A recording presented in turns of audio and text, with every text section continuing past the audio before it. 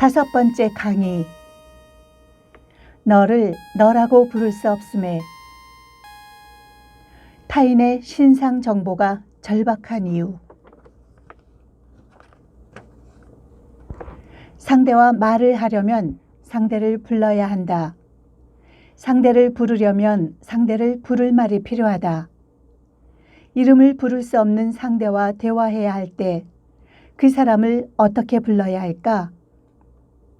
호칭어는 상대와 나의 관계를 나의 입으로 직접 고백하는 말이다.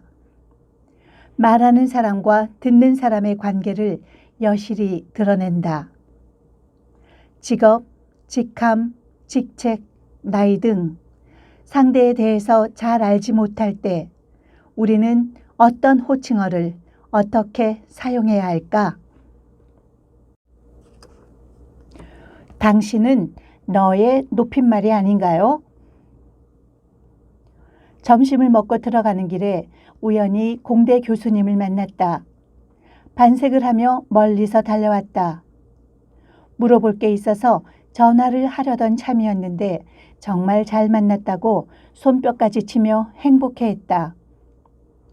가볍게 숨을 헐떡이더니 며칠 전 한 외국인 학생이 한국어와 관련한 질문을 했는데 답을 하지 못해서 국문과 교수님께 물어보고 답을 주겠다고 그 학생에게 약속을 했다고 했다. 학생의 질문은 다음과 같았다.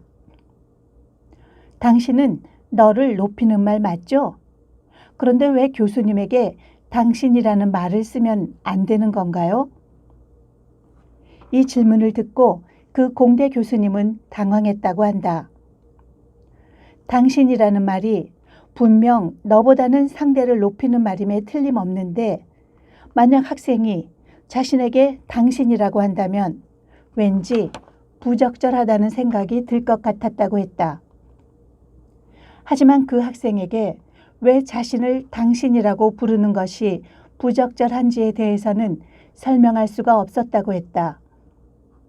학생에게 설명해 줄 수 있도록 자신에게 그 이유를 설명해 달라고 했다. 한국어를 배우는 사람들이 많아지면서 한국어를 배우는 사람들에게서 한국어나 한국 문화에 대한 질문을 받게 되는 일이 잦아졌다.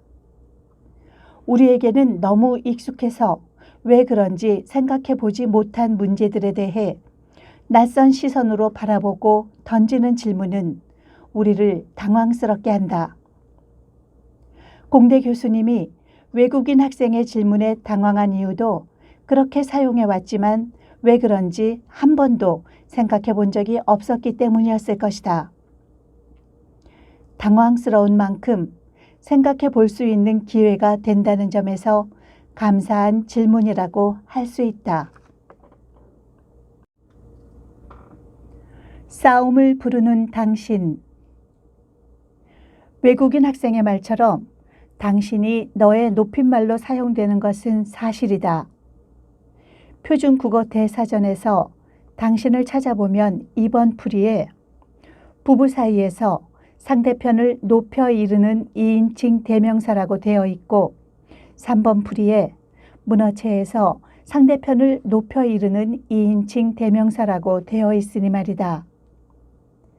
하지만 그렇다고 나와 이야기하는 사람을 당신이라고 불렀다가는 싸움이 생길지도 모른다. 예를 들어보자.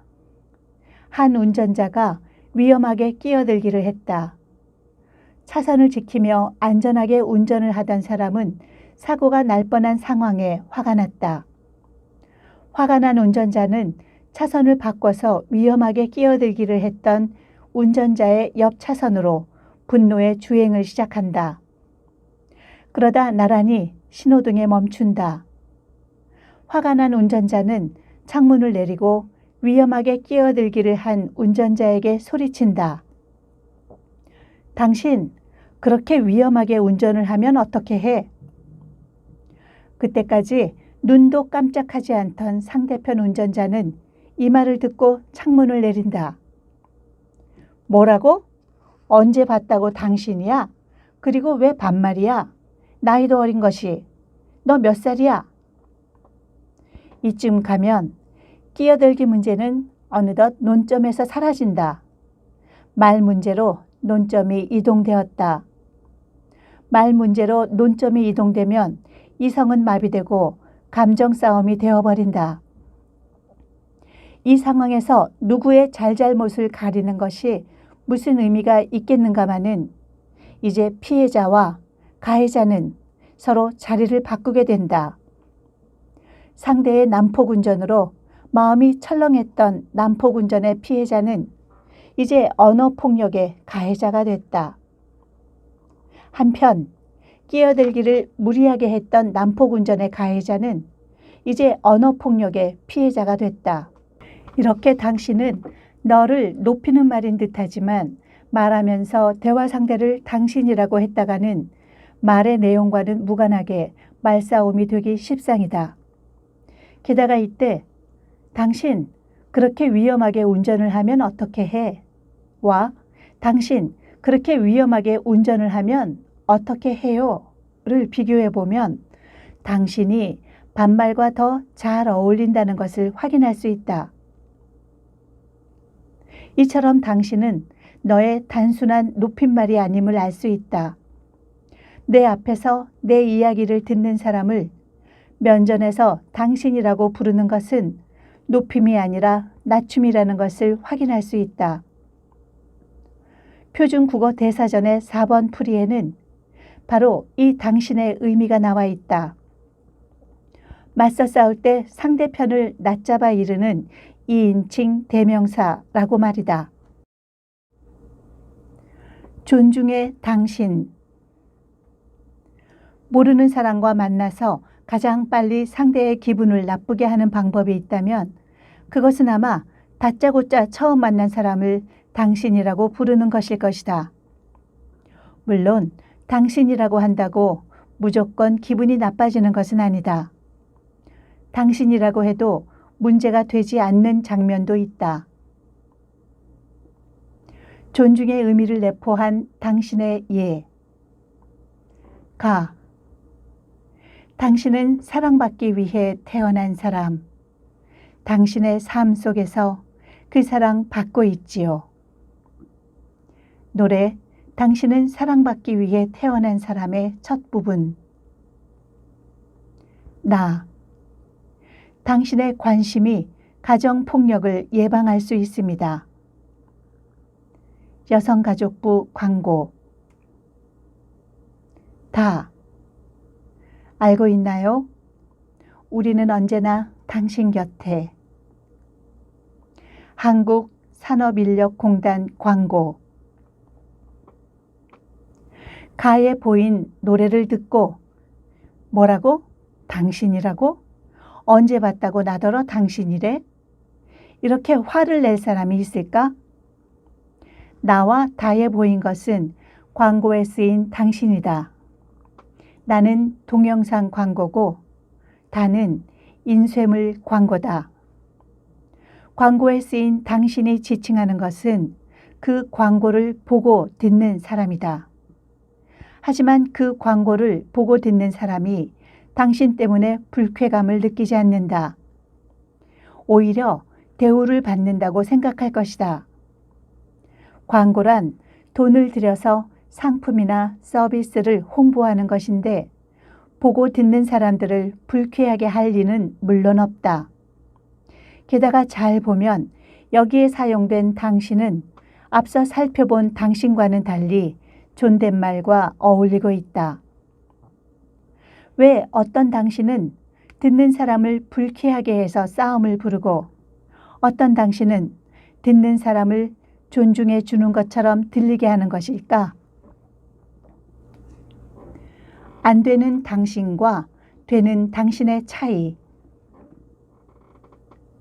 두 당신을 잘 살펴보면 차이가 있다는 것을 알 수 있다.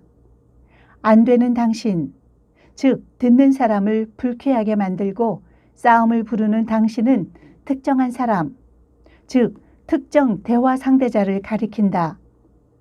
반면에 되는 당신, 즉 듣는 사람을 존중해 주는 당신은 듣는 나를 특정하여 가리키지 않는다.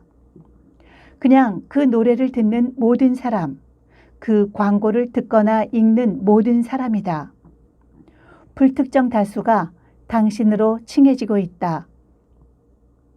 한국어에서 너나 당신과 같은 2인칭 대명사는 사용이 매우 제한적이다. 상대와 말을 하면서 2인칭 대명사인 너나 당신으로 상대를 부를 수 있는 경우가 어떤 상황인지 생각해 보자. 너는 친한 친구나 동생, 자녀에게 쓸 수 있고 당신은 부부 사이에서 쓸 수 있는 정도다. 너나 당신과 같은 2인칭 대명사는 공손한 장면에서 절대로 사용할 수가 없다. 이것이 한국어가 지니는 특징이다. 공손성에 따른 2인칭 대명사의 구분. 전 세계 언어를 2인칭 대명사가 공손성에 따라 어떻게 범주화되는가를 기준으로 나누어 보면 모두 4가지 유형으로 분류된다. 가장 많은 언어가 속한 유형은 2인칭 대명사의 공손성에 따른 구분이 없는 언어다. 대표적인 예로 영어를 들 수 있다. 영어는 대화 상대자를 구분하지 않고 그 사람이 누구든지 간에 그냥 you로 부르면 된다.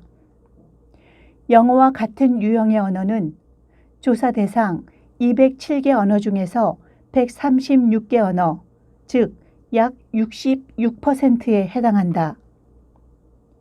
다음으로 많은 유형은 2인칭 대명사가 공손성에 따라서 2가지의 구분을 갖는 언어다.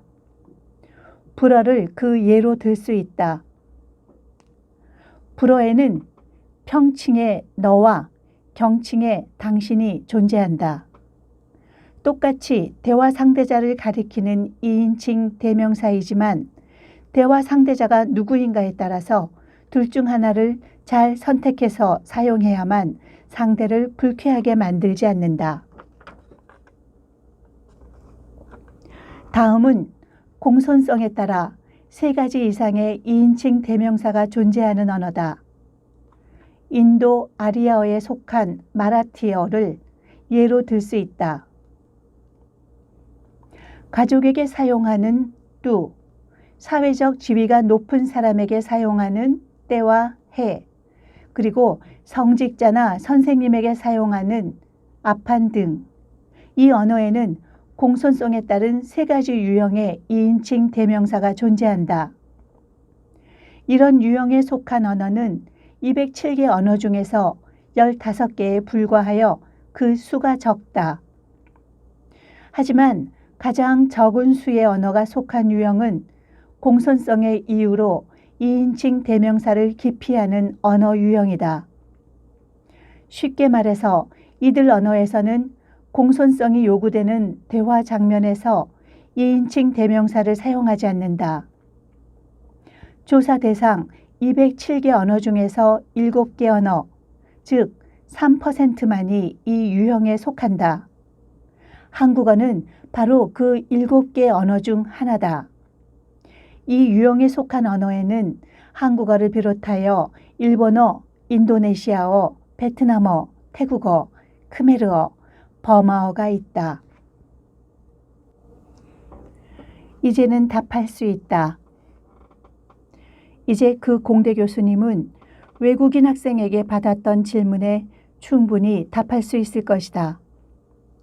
당신은 너의 높임말이 맞다. 하지만 한국어는 공손성의 이유로 2인칭 대명사의 사용이 제한되는 특징을 지닌 몇 안 되는 언어다. 그래서 공손성이 필요한 장면에서는 너든 당신이든 2인칭 대명사로 대화 상대자를 부르면 안 된다. 그래서 학생이 교수를 당신이라고 부르는 것은 적절하지 않다. 단, 광고나 노랫말에 들어간 당신처럼 불특정 다수를 의미하는 당신은 존중의 의미를 갖는다. 이 당신은 특정 대화 상대자를 의미하지 않기 때문에 그 말을 듣고 사람들이 불쾌해하지 않는 것이다. 그럼 뭐라고 부르죠? 이제 그 교수님은 그 질문을 한 학생에게 교수님께 당신이라는 말을 쓰면 왜 안 되는지를 설명할 수 있게 되었다. 하지만 그 학생에게 이렇게 설명하고 나면 아마 그 학생은 이어서 이런 질문을 할지도 모른다. 그럼 뭐라고 불러야 하죠? 이 질문을 받은 교수님은 아마 이렇게 답할 것이다. 교수님이라고 하면 돼요. 그럼 그 학생은 또 이런 질문을 하며 도움을 요청할지도 모른다. 그런데 대화 상대자가 모두 교수님은 아니잖아요. 처음 만난 사람에 대해서는 아는 것도 없는데 그 사람을 뭐라고 불러야 해요? 막 이름을 불러도 안 되잖아요. 더 복잡해졌어요. 한국어 너무 어려워요. 그 학생은 울상을 지을 것이고 그 교수님은 자신도 갑자기 궁금해질 것이다. 그럼 뭐라고 불러야 하지? 그 교수님은 아마 다시 전화기를 들고 필자의 번호를 검색할 것이다. 그러니 주인공들의 꼬리에 꼬리를 무는 질문을 위해 미리 답을 정리해둘 필요가 있겠다. 호칭어가 필요한 이유. 앞서 이야기했듯이 한국어는 공손성이 요구되는 대화 장면에서 2인칭 대명사의 사용을 피한다. 즉 한국어는 몇 안 되는 너를 너라고 부르기 어려운 언어 중 하나다. 하지만 대화를 하다 보면 대화 상대자를 언급할 필요를 느끼게 된다. 그렇다면 이때 대화 상대를 뭐라고 불러야 할까? 대화 장면에서 대화 상대자를 부르는 말을 호칭어라고 한다. 우선 가장 먼저 사용할 수 있는 호칭어로 떠오르는 것이 이름이다. 누구나 이름은 있으니까 말이다. 만약 이름을 모른다면 이름은 물어보면 되니까 이름을 호칭어로 쓸 수만 있다면 문제는 너무나 쉬워진다. 하지만 앞선 외국인 학생마저 눈치를 챘듯이 이름은 좋은 호칭어가 될 수 없다. 한국어로 말할 때 이름만으로 상대를 부를 수 있는 관계는 매우 제한적이기 때문이다. 이름으로 대화 상대자를 부를 수 있는 상대는 동생, 친구, 자녀 정도가 떠오를 뿐이다. 게다가 대체로 이름을 부를 수 있는 대상은 너라고도 부를 수도 있는 관계라서 이름은 호칭어의 대안이 전혀 될 수가 없다. 대화 상대자를 2인칭 대명사로 부를 수도 없고 이름으로도 부를 수 없으니 한국어에는 호칭어가 별도로 필요하다. 한국어에 호칭어가 발달할 수밖에 없는 이유다. 그렇다면 어느 때 어떤 호칭어를 써야 할까? 적절한 호칭어를 선택하기 위해 대화 상대자에 대한 어떤 정보가 필요한지 확인해 볼 필요가 있다. 우선 성별과 연령부터. 호칭어 선택의 가장 중요한 기준은 상대의 성별과 연령이다. 그 이유는 가족관계 호칭어가 가족관계를 넘어 다양한 관계에서 확대 사용되고 있는 것과 관련이 있다. 대표적인 것이 동기간 호칭어다. 동기간에는 나이가 많은 쪽이 나이가 적은 쪽에게 이름을 부르거나 너라는 2인칭 대명사 혹은 야라는 감탄사를 호칭어로 사용한다. 반면에 나이가 적은 쪽은 나이가 많은 쪽을 자신의 성별과 상대방의 성별을 따져서 언니, 오빠, 누나, 형 중에서 적절한 호칭어를 골라 사용한다. 그러니 한국어 사용자들은 어릴 때부터 상대의 나이와 성별에 관심을 갖지 않을 수 없다. 나보다 나이가 많은지 많지 않은지, 나와 성별이 같은지 다른지를 알아야만 적절한 호칭어를 선택할 수 있고 그래야 말을 할 수 있기 때문이다. 비슷한 또래의 아이들이 처음 만나서 자신의 나이를 말하고 상대의 나이를 묻는 이유가 바로 여기에 있다. 서로가 말을 하고자 하는 절박한 이유에서 상대의 나이를 물었던 것이다. 서로 관계를 맺으려면 말을 해야 하고 말을 하려면 서로를 불러야 하는데 서로의 나이를 알지 못하면 어떻게 불러야 할지를 결정할 수가 없다. 그러니 상대의 나이 정보는 아이들이 서로 관계를 맺는 데 있어서 반드시 알아야 하는 필수적인 정보인 셈이다. 서로 그것을 알기 때문에 서로가 서로의 나이를 묻고 답하는데 저항감을 갖지 않는다. 나이를 묻는 것을 당연한 것으로 받아들인다. 또 아이들은 세대가 달라 보이는 어른에게 상대의 나이와 성별에 따라 여자는 아줌마나 할머니, 남자는 아저씨나 할아버지라고 부른다. 아이들이 부르는 아줌마와 아저씨, 할머니와 할아버지라는 호칭어는 전적으로 아이가 아이 눈높이에서 판단한 연령을 바탕으로 한다. 직함을 알고 있다면 성인이 되면 관계가 복잡해지는 만큼 호칭어의 선택에 더 많은 정보가 필요하다. 사회적 관계에서 가장 자주 선택되는 호칭어는 상대의 직업, 직위, 직책 등에 의해 결정되는 직함이다. 사회생활에서 사람들을 처음 만나면 상대의 직함이 무엇인지를 알아야 상대를 적절히 부를 수 있다. 그래야 상대와의 대화가 원활해진다. 그런데 직업 중에는 직업이 직함이 되는 경우가 있다. 예를 들어 교수, 변호사, 검사, 판사, 의사, 교사, 아나운서, PD, 감독, 작가 등은 직업이 직함으로 사용되는 경우다. 이 경우에는 직업만 알면 호칭어를 적절히 선택할 수 있다. 이 직업을 가진 사람들은 각각 교수, 교수님, 변호사, 변호사님, 검사, 검사님, 판사, 판사님, 의사 선생님, 선생님, 아나운서님, PD님, 감독님, 작가님과 같이 직업에 따른 호칭어를 쓰면 된다. 하지만 상대가 직장인이라면 상대의 직업만으로는 상대를 부르는 적절한 호칭어를 결정할 수 없다. 상대의 직위와 직책에 따른 직함을 알아야만 적절한 호칭어를 사용할 수 있다. 그러니 사회적 관계에서 새로운 사람을 만났을 때 상대에 대한 신상 정보가 한국어 사용자들에게는 절박하다. 신상 정보를 알지 못하면 상대를 어떻게 불러야 할지 몰라서 말을 하기가 어려워지기 때문이다. 그래서 한국 사람들은 만나면 서로의 신상 정보를 캘 수밖에 없다. 이 또한 아이들이 나이를 묻는 것과 똑같이 서로 말을 하기 위한 절박함에서 온 것이다. 이럴 때 명함은 정말 너무나 기묘한 물건이다. 명함에는 처음 만난 상대가 말을 하기 위해 궁금해할 만한 신상 정보가 일목요연하게 정리되어 있다. 이름부터 직함까지 말이다. 명함만 나누면 굳이 긴 말을 할 필요가 없어진다. 만나서 명함 한 장만 나누면 상대를 어떻게 부르면 되는지 알 수 있으니 상대와의 대화를 순조롭게 시작할 수 있다.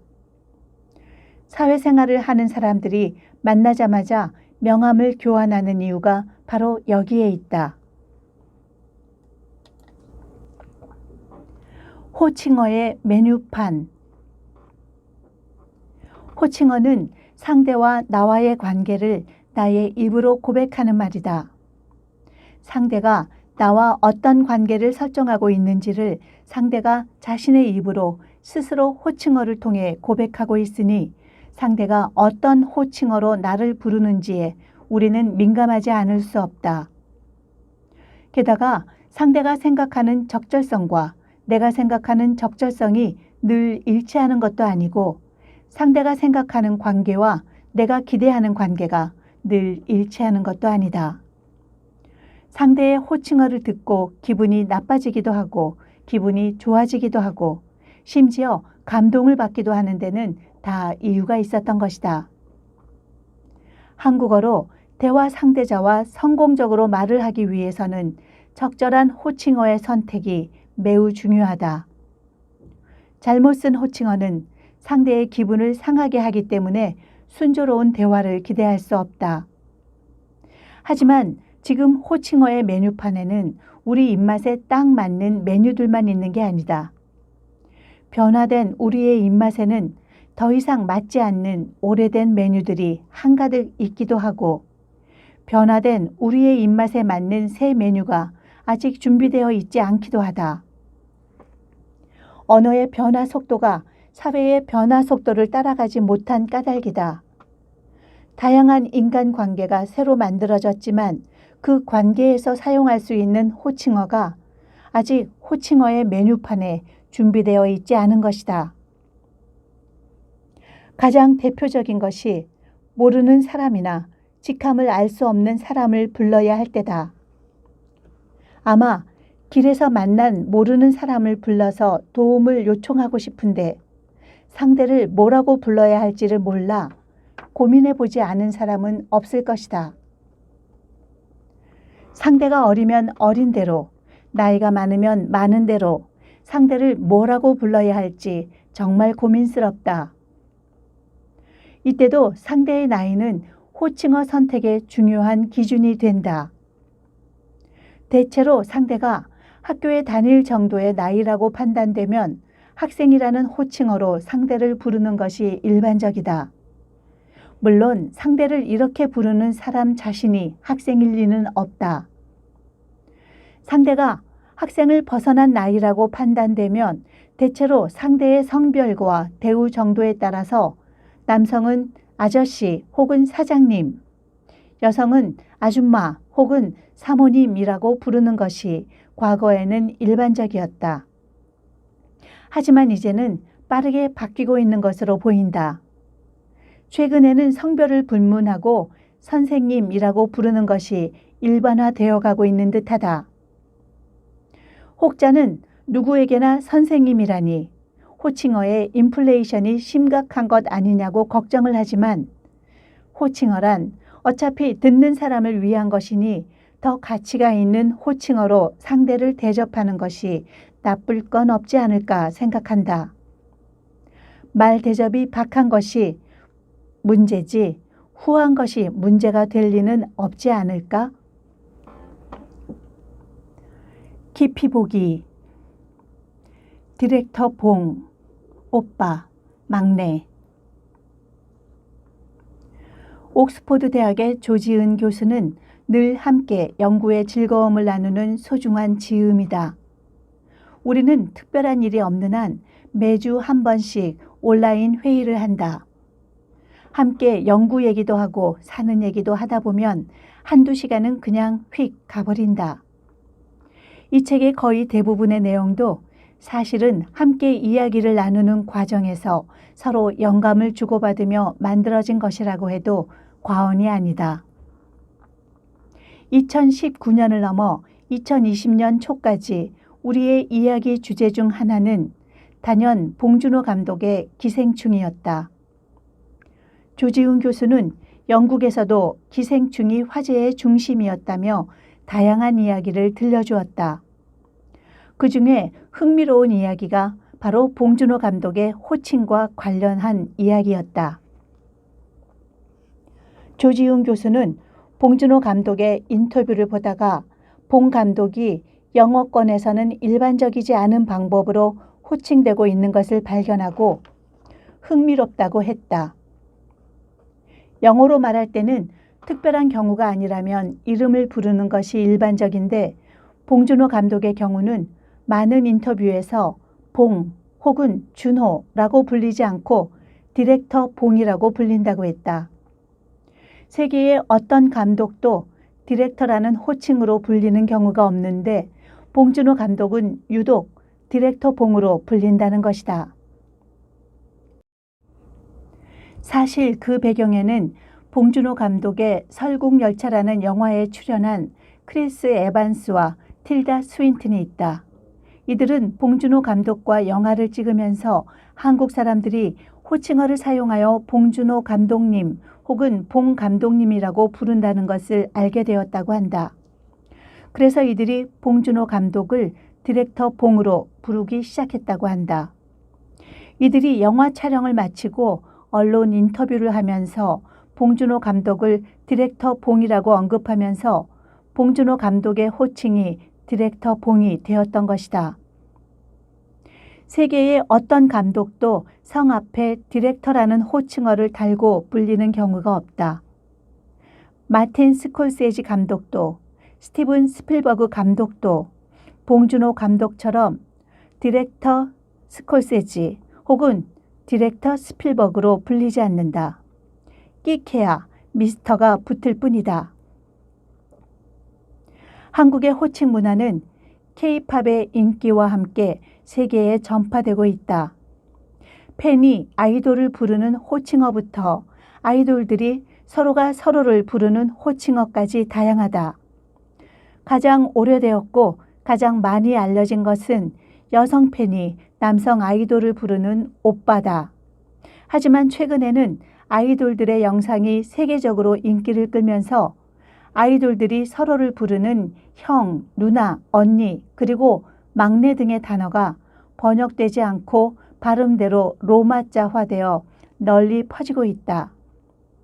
이런 말들을 아이돌의 훈민정음이라는 뜻에서 돌민정음이라고 부를 정도다.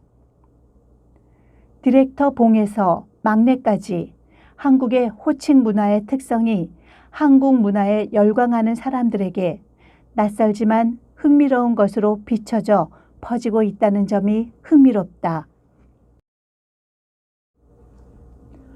깊이 보기.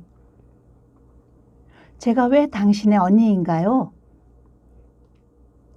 가족관계 호칭어가 확대 사용되는 흥미로운 상황 중 하나가 상품 판매 상황이다. 상인들 중에는 손님을 언니, 오빠, 누님, 형님, 어머님, 아버님과 같이 부르는 경우가 있다. 손님의 연령을 두 범주로 나누어 자녀를 두었을 것으로 생각되는 연배가 좀 있어 보이는 사람에게는 아버님, 어머님이라는 호칭어를 쓰고 자녀를 두었을 것으로 보이지 않는 연배가 좀 낮아 보이는 사람에게는 동기간 호칭어 중 손이 동기간을 부르는 말을 호칭어로 사용한다. 이 경우 자신과 손님의 연령 차이는 중요하지 않다. 가족관계 호칭어를 통해 친근함을 강조하는 것이 핵심이기 때문이다. 언제부터 이런 호칭어가 판매 영역에서 사용되었는지 정확히 알 수는 없지만 1984년 3월 26일자 동아일보 기사를 보면 당시에 이미 판매 영역에서 이러한 호칭어가 사용되고 있음이 확인된다. 기사에는 종각 지하상가에서 옷을 고르던 여자 대학생이 30대 정도 되는 가게 주인으로부터 언니 들어와서 골라봐 라는 말을 들어 기분이 언짢더라는 내용의 인터뷰가 실려 있다. 그 대학생은 백화점은 안 그런데 보통 옷가게에 가면 손님들을 보고 언니라고 부르며 반말을 하는 경우가 많아 불쾌하다고 했다. 기사에는 해당 상가의 가게 주인과의 인터뷰 내용이 이어서 실려 있다. 32세의 김모 부인으로 표기된 주인은 손님이라는 말보다 언니라는 말이 훨씬 친근하기 때문에 그렇게 부른다며 남들도 다 그러는데 뭐가 문제냐고 반문한다. 언니라는 호칭어가 쓰이는 가장 어색한 장면은 식당에서 중년의 남성이 식당의 여성 종업원을 부르는 경우다. 주로 이들은 언니를 넘어 언니야 라고 하는데 이 호칭어는 언뜻 봐서는 정말 이상하기 짝이 없다. 성별도 맞지 않고 나이도 맞지 않으니 말이다. 중년 남성들의 이 호칭어에 식당 여성 종업원들은 불쾌하기 짝이 없어 한다. 그 이유는 언니라는 말이 술집의 여성 종업원을 칭하던 데서 기원했기 때문이다. 술집에서 술 시중을 하는 여성 종업원들을 술집 주인이 언니들이라고 표현했고 이 표현을 따라서 술집을 찾은 손님들도 이들을 언니라고 부른 데서 기원했기 때문이다. 호칭어가 듣는 사람을 불쾌하게 만든다면 굳이 호칭어를 쓸 이유가 없을지도 모른다. 오히려 적절한 호칭어를 찾기 어렵다면 저기요, 여기요를 사용하는 것이 더 나을 수도 있다. 실제로 2017년 국립국어원의 실태조사에서도 낯선 사람을 부를 때 저기요, 여기요 라고 부르는 비율이 가장 높은 것으로 나타났다.